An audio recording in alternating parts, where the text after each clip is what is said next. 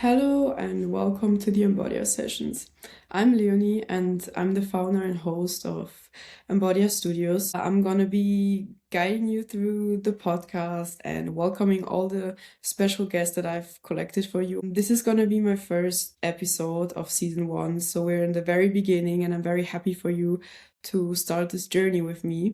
The podcast is about healing, about movement, about presence, about what it really means to live inside of your body. I have some guests with very impressive stories, and I hope you can take away some from it. Okay, so now we're here with my first guest of the first episode. Hello, Carola.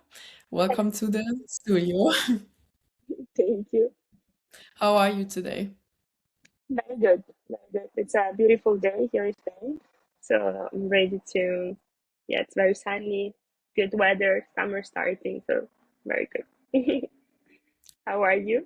I'm also very good. Actually, today has also been good weather in Berlin. Now we're getting better. I'm very happy that you're here in my first podcast episode. And today's topic is Thank going to you. be mainly about yoga and about moving, because you've been a pro in that, like changing countries, living in different places.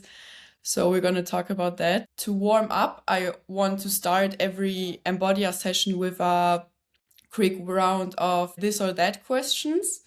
So I would like to ask you some questions and you have to pick one option. Okay, I'm ready. The first one is morning yoga or evening yoga? Mm, morning yoga. Oceans or mountain? Ocean, 100%. Good. Silence or music during your practice? I would say silent. Interesting. Traveling alone or with people? Traveling alone. Okay. Teacher full class or a private session? Teach a private session, I would say. Yeah, Coffee before or after the practice? after. Go with the flow or follow a plan? Go with the flow. Nice. And the last one would be body scan or breath work before the practice? Depends. I would say I prefer maybe breath work. Yeah. Nice. That's it with our little warm up today. Next up, actually, before we dive into the deeper question, I want to ask you to just give us some better idea about what yoga actually is, because I feel like a lot of people that listen right now, they of course heard the term, maybe they've been to a class, but they don't know really the philosophy of it or what's really behind it. So I would like to, first explain that, and you're an expert in it, so But yeah, exactly. Also think like a lot of people don't actually like know even what the term yoga is. So I'll just give like a very short introduction. I mean, when we sure. speak about yoga, so the actual word yoga from Sanskrit means huge. So Y-U-G, which means to unite, to join. So in other words, yoga actually means union. It can refer at the union of something. So in this case, it's the union of the body and the mind, or it can be the union of the breath and the awareness during the practice, or it can also mean the union of like being present and the union of action. I really feel like nowadays yoga is seen as a like very physical practice. So just like movement during the practice, but in the past it was more like a spiritual thing. And now normally when we talk about yoga, so when we um, during like a yoga class, we include certain types of like asanas, which are the postures. We also include breath work. We also include meditation, but also like ethical practices, self-discipline and awareness are very important when we talk about when we practice yoga. I feel like most of the people maybe go to a class once in a while, they don't actually know about that. It might be very interesting to have some more knowledge in that. I mean, then if people are more interested, it's nice to like read about it or just like discover more and understand more about it. Thank you for the explanation. Next up, I would like to talk about what was Carola like before the yoga, because I knew you already since we're, I think, like 16, 17 In, we met for the first yeah, time. in high school, And like first, second year of high yeah, school. So I feel like maybe I still know a bit of a different Carola. Some introduction about yourself to the people listening right now. Who were you like before practicing yoga or before you got into that topic? I will also tell later. I discovered yoga when I moved to China, because I feel like before I moved to China, I've always like practiced a lot of sports. I've always moved my body, but like not with that purpose of what yoga does. So I feel like Mm-hmm. before yoga, I didn't know how important like every action, every posture that you have during a practice benefits a different part of your body. I was just moving for just the idea of just moving or just like to practicing, but not with like an actual purpose to it. So I feel like in yoga, it's very important that every posture that you do, it reflects on like a muscle, it reflects on a joint or like any part of your body. So I think before going deeper into yoga, this actually I didn't know. That's actually a very good switch there because I do remember that you were very sporty before, but I feel like if you now include the mindset to it, it's a very nice Right? switch to it. You said you were in China when you discovered yoga for yourself. Now I want to know kind of like what was your life like at that point and what made you land into yoga? Like how did you even get there? What was your first kind of like date with yoga? So from what I remember when I was in China, so I moved there for an Erasmus. I was just going to classes in the morning. I just yeah like following my university program. And I remember that I was there and I was looking for some yoga studios around. I really want to be yoga like a part of my everyday life. So I was looking to studios and I found a studio that I really liked. So I went for a practice for one day and I immediately fell in love with the teacher. It was this Indian man that he was the owner of the studio, and they were giving mainly like vinyasa classes, hatha classes, ashtanga classes, and there were a lot of teachers in the studio, but his classes were full of people. At night, it was like packed. So every time it was like very hard to get a spot because there were so many people going that you had to like book weeks in advance. When I tried one, I really liked it. I really enjoyed it. And I remember after a few classes, the feeling it was so nice. Ending a class, I just felt super relaxed. Like my body was completely empty. I wouldn't think on anything else. It was just the practice, and I was like, okay, I want to start and actually doing this like every day. So I think it was thanks to him that I really, because I feel like before I tried other studios around in Italy or like where I was, but I never liked it that much.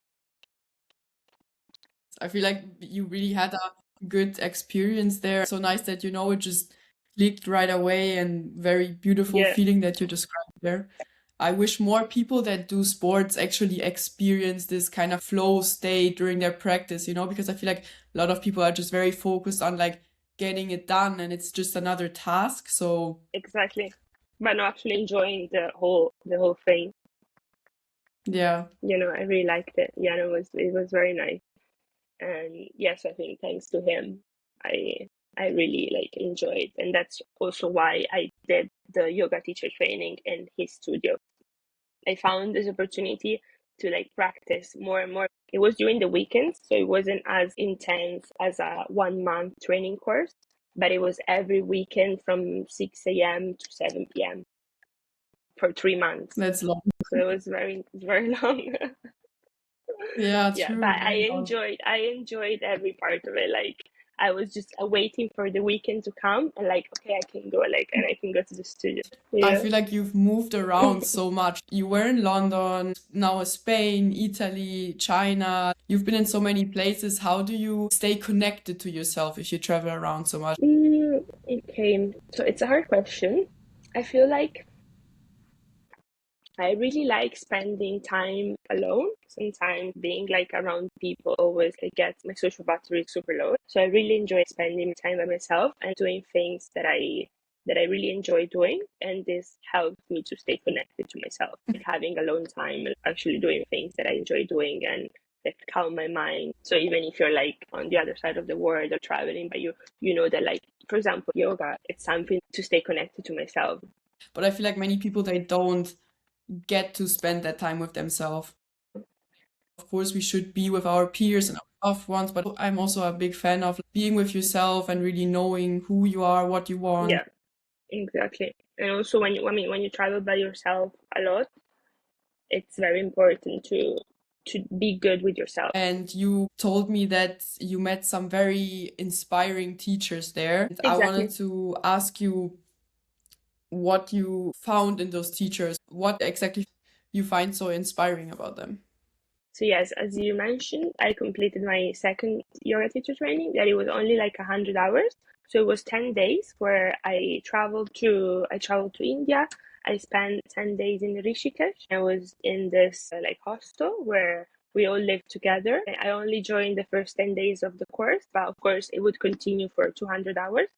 But because I already did my 200 hours before, I was like, I'm gonna just do like just 100 just to experience how Indian teachers like are teaching you. It was very nice. I really liked it. It was very intense because we would, of course, for the straight 10 days, wake up at 4:30 in the morning. We had a meditation session. We had breath work. We had the actual Ashtanga practice because that training was more focused on Ashtanga. We would have lunch in the afternoon, more classes till night, so like 7 p.m. So it was very, very intense.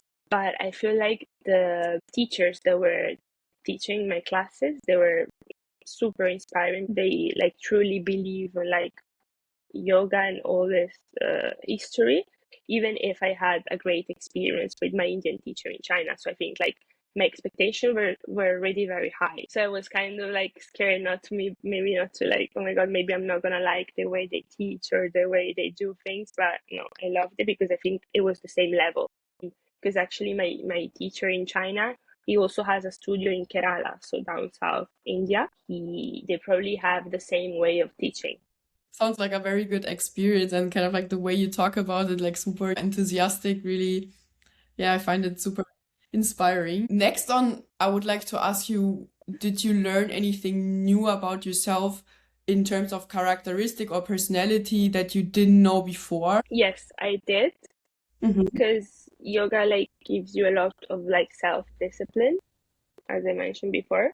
So you have to be very self-disciplined when you're stepping on the mat every day and you're doing your practice, and also being aware of the practice that you're of the yeah practice that you're doing. Yeah, that's true. I can imagine also the waking up early and everything, kind of like really shows you how disciplined you are. It can get very not frustrating because you're still enjoying what you're doing, but it's like you every day like you practice more and more, so your body it's also very tired, Yeah. and then you're like you have your alarm at 4 in the morning and you're like I just want to go to bed, I just want to sleep, I'm so tired. And also I was there in January, so it was very cold, so I was sleeping with like so many layers. I was just like, so getting out of bed wasn't easy. We're talking about kind of like your experience with yoga, but right now you're also a teacher. Your journey from practicing yoga and finding the love in yoga, actually now you kind of like transfer it to other people. How is that different when you do yoga kind of like for yourself or with a teacher compared to giving classes to other people? So, if I have to be honest, when I Mhm. joined the yoga teacher training, my idea was not to like teach yoga after. Like, I just did the training because I think it was like a great opportunity to for me to learn about yoga, but also like to learn about my body, like to learn how yoga would benefit my body. So I just when I signed up for that, I was just like, no, I'm probably just not gonna teach. I'm just gonna do it for myself, just to be able to practice without watching a video or without like having to go to a class. I ended up teaching because I was like, I'm gonna try it. I have my certifications, like why not? Slowly started to teach my friends, for example, just like doing some classes or just teach myself. I have to admit it's very hard when you're like when you teach compared to when you practice. Like it's two different things because when you're Mhm. teaching, I mean like you're not practicing. Like you're showing movements, but you're not practicing. So So it's very different. It's hard because you have like responsibility of another human body and like another human like mind, because what they're doing during the practice, it's what you're telling to do. At first you're super like, well, let's say nervous, but like you're scared that like people wouldn't enjoy the class, and they're just there and you're teaching, and then they will maybe like while you're teaching they're like thinking, oh my god, like I hate this class, like what am I doing? And this gives you like a lot of like anxiety, let's say. And kind of like what you're showing, that this is super real, you're not putting a mask on or anything, like you do what you personally enjoy the most, but still you're scared somehow that people maybe not perceive it the same. There's always this part of it. I feel like you have to jump into it, you have to do it. You just have not to care. If that's not for everyone, Exactly. that's fine too. The Embodia sessions a lot about to discover or talk about what it feels like to be home in your own body, to feel present with yourself. And I mean, you're really practicing that. Do you feel home in your body? I feel like during like when I was growing up, I mean, being a girl, like during like your 16, 17, 18, whatever, it's very hard to like feel your body, because like your body's changing so much and like continues to change. I've never felt insecure about my body, or at least not that much. I always felt quite safe and like I really like felt comfortable. But like growing up, it's hard to feel Yeah. home in your own body, even like also if your body is changing that much during the years. Do you feel like yoga generally adds to it, like makes it even better to feel home in your body? Would you recommend it to people maybe that don't feel as much home in their body? I think it helps you because you feel more comfortable with movements, with like moving your body. And I mean, I think like people should give it a try. So I've had a lot of friends where I was like, you should come to my like to a class, or like you should go to the studio, try this class, try yoga. And they will be like, no, I don't like it. A lot of people also think that yoga is just like staying still, like meditation. I'm like, no, there's like a lot. Of course, it could be meditation, but there can also be like an Ashtanga practice, which is super powerful, like super hard. So it's a lot of movement as well. I feel like yes, people 100% should give it a try. Of course, there's people that maybe don't like it. I mean, there's sports that I don't like, for example, even if I gave it a try, it's normal.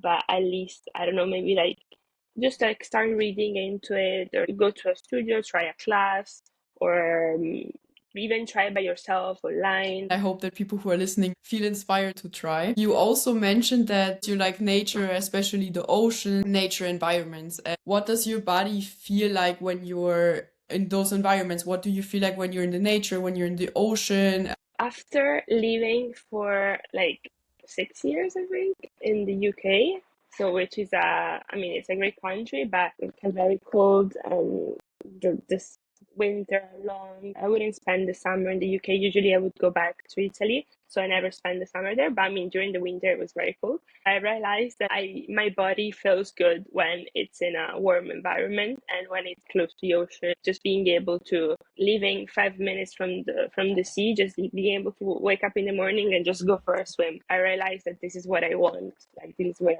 I want to live.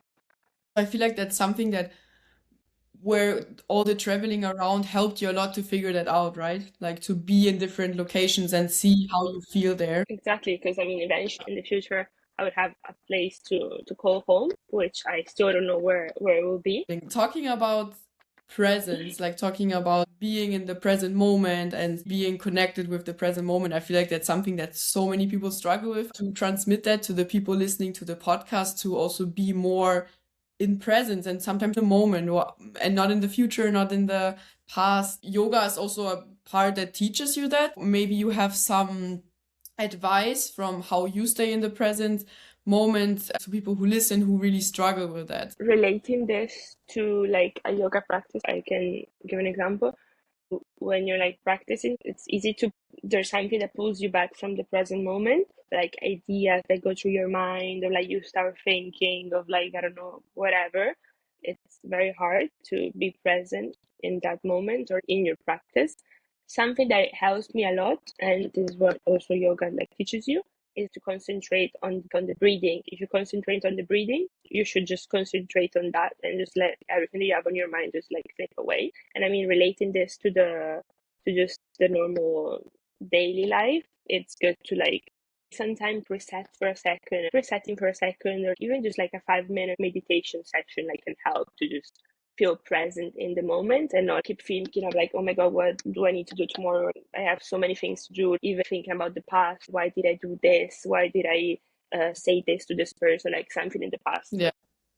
It sounds like something very easy to integrate in your daily life. It's not a big effort to do. Exactly, just like a 5 minute breathing exercises, I think can also help to calm your mind and just to be present for a second. By traveling so much, by living in so many countries, you've met so many people and discovered cultures. If we talk about the topic of femininity, which I feel like for especially girls our age, it's a very big topic. What did you discover there from all the different cultures you've been in, and how do you understand your own female body? I think, I mean, it's very interesting to see how like femininity is seen in different parts of the world, because I mean bodies are seen different in all over the world. For example, like bodies in China are different from how a body is seen in India, or I don't know, like in Italy. So I think, I mean, femininity can be shaped, of course, by the biology of your body, can also be shaped by social conditions.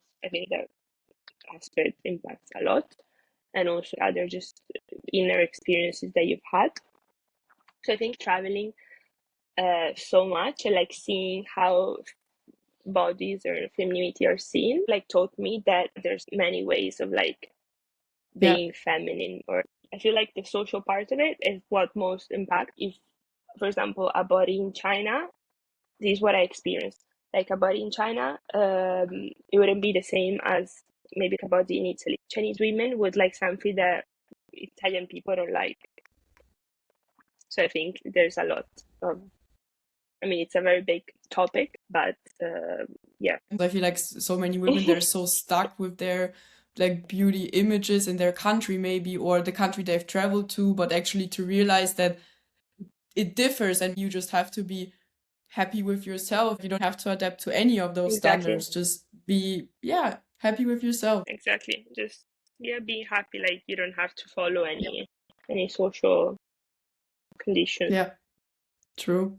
Someone that since right now would really like to try yoga and has been maybe on their bucket list, but they are very intimidated. Let's say they feel like, I don't know if I should go to the class because I don't do things right or people judge me. And you want to encourage them. What would you tell them as a teacher? Yeah, I would say just go try a class. Do not feel like judged or scared, because I mean, people wouldn't even care. People are not watching you when you're practicing. This is like something that also it's very good to think in the normal world. Like just people are they're not actually like thinking about you. It's your mind that is just constant, like it's just, oh, maybe they're judging, maybe they're watching me, but no, like they don't care. So when you go to a practice, people, they're not judging you. People are not looking at you. You don't have to feel like scared of going, because oh my god, maybe I cannot lift my leg here, or I cannot just do whatever. But yeah, so I think like, no, you just go try a class. Maybe people don't like it, or try by yourself. What is one thing that you wish you knew earlier about yourself? Okay, so I mean, I would say that when referring this to like my body, like we only have one body in this life, of course. So you should treat your body like as a temple, like it's the most important thing that you have.